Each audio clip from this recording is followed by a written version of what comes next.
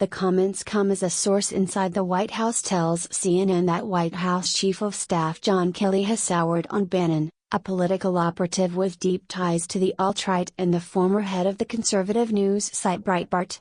Bannon is seen as pursuing his own agenda, which does not mesh with the power structure Kelly is putting in place, the source added. National Security Advisor H.R. McMaster was asked 3 times by NBC's Chuck Todd on Sunday whether he can work with Bannon in the White House. McMaster dodged the question each time and eventually left it an open question as to whether Bannon is motivated by advancing the president's agenda.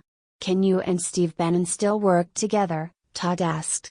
"I get to work together with a broad range of talented people," McMaster said. "It's a privilege every day to enable the national security team." Asked again, McMaster said, "I am ready to work with anybody who will help advance the president's agenda and advance the security, prosperity of the American people." "Do you believe that Steve Bannon does that?" Todd asked. "I believe that everyone in the White House should be motivated by that goal," he said.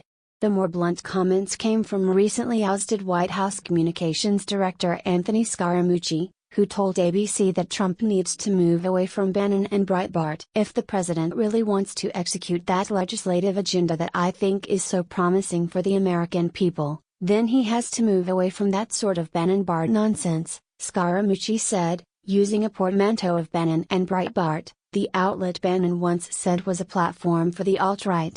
Scaramucci, who was fired after a vulgar recording of him slamming Bannon was published by The New Yorker, would not say whether the president will fire Bannon, but did say that he spoke with Trump this week. "I think the president knows what he's going to do with Steve Bannon," Scaramucci said. "It's his decision. But I mean at the end of the day, I think the president has a very good idea of who the leakers are inside the White House.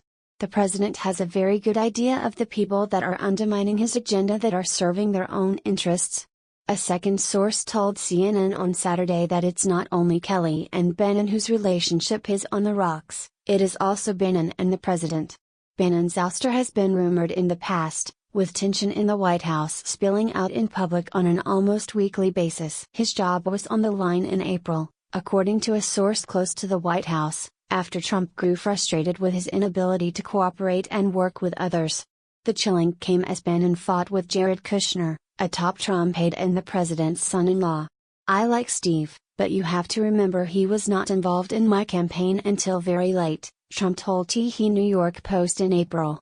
"I had already beaten all the senators and all the governors, and I didn't know Steve. I'm my own strategist and it wasn't like I was going to change strategies because I was facing crooked Hillary."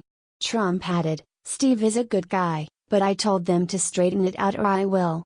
But Kelly's rise to White House Chief of Staff, he was given the role last month when former Chief of Staff Reince Priebus resigned, has reignited the churn of speculation as Kelly looks at revamping the press and communications team.